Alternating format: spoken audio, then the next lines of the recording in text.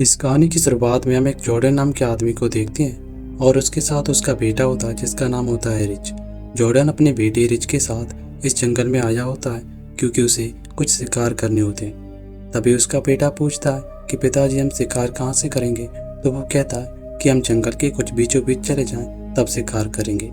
फिर हम कुछ देर बाद रिच को अकेला जंगलों के बीचों बीच देखते हैं जो कि इधर उधर भाग रहा होता है। तभी उसे कुछ ऐसा दिखता है जो उसका ध्यान अपनी तरफ खींच लेता है। उसे देखते हैं छोटे छोटे से दो मशरूम जो उसका ध्यान अपनी तरफ खींच रहे थे।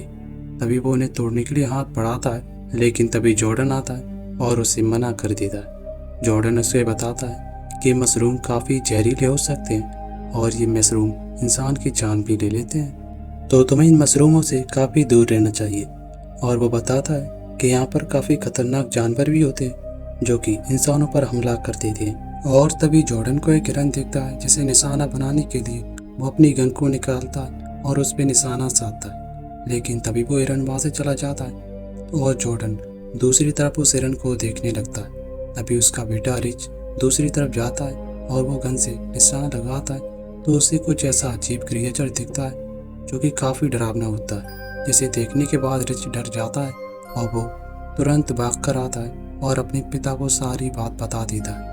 जब वो ये बात बता रहा होता है तो उसके पिता को काफ़ी अजीब लगता है कि ऐसा क्रिएचर इस जंगल में कैसे आ गया, और वो देखने जाते हैं तो जॉर्डन को पता लगता है कि एक ऐसा क्रिएचर है जो कि अगर इंसान पर हमला कर दे तो वो भी एक क्रिएचर बन जाता है। तभी जॉर्डन अपने बेटे रिच को दूर कर देते हैं और वो उस क्रिएचर को मारने के लिए जंगल की तरफ जाने लगते हैं, लेकिन तभी उन्हें दिखता है कि एक हिरन का शिकार होता है और वो हिरन कोई और नहीं बल्कि वही हिरन था जिसका शिकार वो कर रहे थे।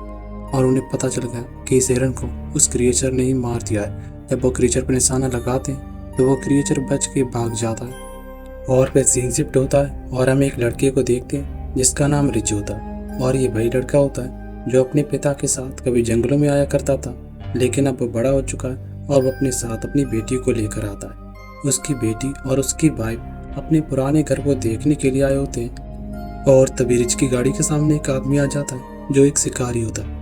और हम देखते हैं कि रिच कुछ देर सोचने के बाद उस आदमी को अपनी गाड़ी में बिठा लेता है। फिर उसके बाद रिच अपनी गाड़ी को आगे ले जाता है, लेकिन तभी उसकी गाड़ी के सामने कुछ ऐसी चीज आ जाती है जिससे उसकी गाड़ी तुरंत पलट जाती है और वहीं एक्सीडेंट हो जाता है। तो दोनों लोग काफ़ी घायल हो जाते हैं और गाड़ी पूरी तरह से पलट जाती है। अब इसमें जो आदमी शिकारी था उसकी तो मौत हो जाती है, लेकिन रिच बच चुका है और उसकी वाइफ और उसकी बेटी ये दोनों भी बच चुके हैं।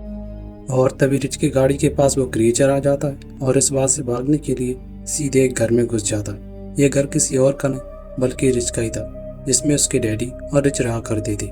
अब ये तीनों लोग घर के अंदर तो आ जाते हैं, लेकिन उन्हें घर में काफ़ी डर लगता है। तभी रिच टॉर्च को जलाता है जिससे वहाँ पर सब विजिबल दिख सके, क्योंकि यहाँ पर काफ़ी अंधेरा होता है। तभी वो देखता है कि खिड़की के बाहर वो क्रिएचर खड़ा होता है, जिसे देखने के बाद रिच अंदर आ जाता है और रिची सारी बात अपनी वाइफ एलिन को बताता है कि वो क्रिएचर अभी भी घर के बाहर खड़ा है, जिससे एलिन काफ़ी डर जाती है क्योंकि वो क्रिएचर काफ़ी खतरनाक दिखता है। और तभी एलिन रिच के हाथ को देखती है जिसके हाथ में कुछ घाव होता है। वो जब देखती है तो पता चलता है ये घाव उस क्रिएचर ने किया था। अब रिच को काफ़ी डर लगने लग जाता है और तभी उसे उल्टी आती है और उसका जी घबराने लगता है। वो देखता है कि उसके हाथ का घाव बढ़ता चला जा रहा है, जो धीरे धीरे रिच को उसी क्रिएचर की तरह बना देगा और उसे काफ़ी मुश्किलों का सामना करना पड़ेगा। तभी उसकी वाइफ एलिन उसके हाथ पर पट्टी करती है जिससे उसका घाव ठीक हो जाए, लेकिन पट्टी का भी कोई असर नहीं होता।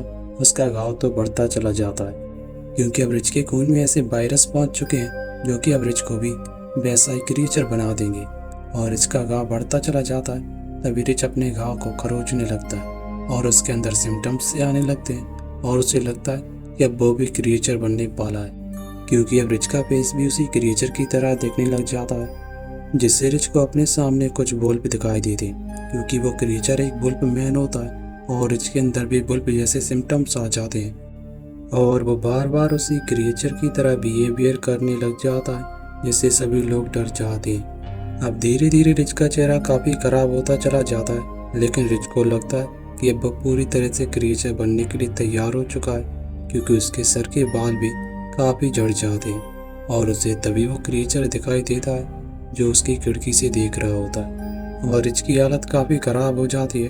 तभी उसकी वाइफ एलिन को लगता है कि अब रिच को जल्दी डॉक्टर के दिखाना पड़ेगा, क्योंकि अब उसके पास ज़्यादा समय नहीं होता।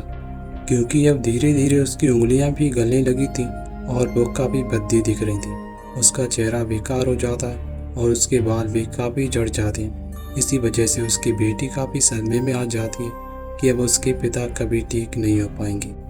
तभी एलिन रिच को देखने जाती है तो वो देखती है कि रिच काफ़ी तेज़ी से अपने हाथ को खुजा रहा होता है और वो अपने हाथ को खाने लगता है। उसके हाथ से इतना खून बह रहा होता है जैसे कि वो क्रिएचर लगता है। अब एलिन को काफ़ी डर लग जाता है, क्योंकि ये सब उसके सामने काफ़ी खतरनाक तरीके से होता है। तभी एलिन रिच को गाड़ी में बिठाती है और साथ में अपनी बेटियों को भी ले लेती है। तभी उसकी गाड़ी के सामने वो क्रिएचर आ जाता है और उन पर हमला कर देता है। तभी रिच अपनी वाइफ और बेटी से कहता है कि तुम लोग घर के अंदर जाओ और मैं उस क्रिएचर का ध्यान भटकाता हूँ। लेकिन दोनों लोग घर के अंदर आ जाते हैं और वो रिच और क्रिएचर दोनों आपस में लड़ने लग जाते हैं। तभी एलिन देखती है और उसकी बेटी भी कहती है। फिर कैसे भी ना कैसे करके रिच बचकर उस घर के अंदर आ जाता है और एलिन देखती है कि रिच की हालत अब और काफ़ी ख़राब हो चुकी है। तभी उसे उल्टी होती है, इसमें खून होता है और काफ़ी गली चीज़ें। अब रिच का फेस पूरी तरह से एक क्रिएचर बन चुका होता है और रिच के अंदर काफ़ी खूंखारियत भी आ जाती है।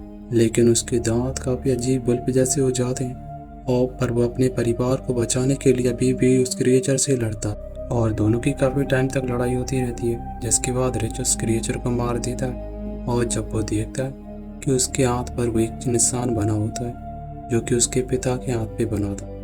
अब उसे पता लग जाता है कि क्रिएचर कोई और नहीं बल्कि उसके पिता हैं, जो कि जंगल में कई साल पहले गुम हो गए थे।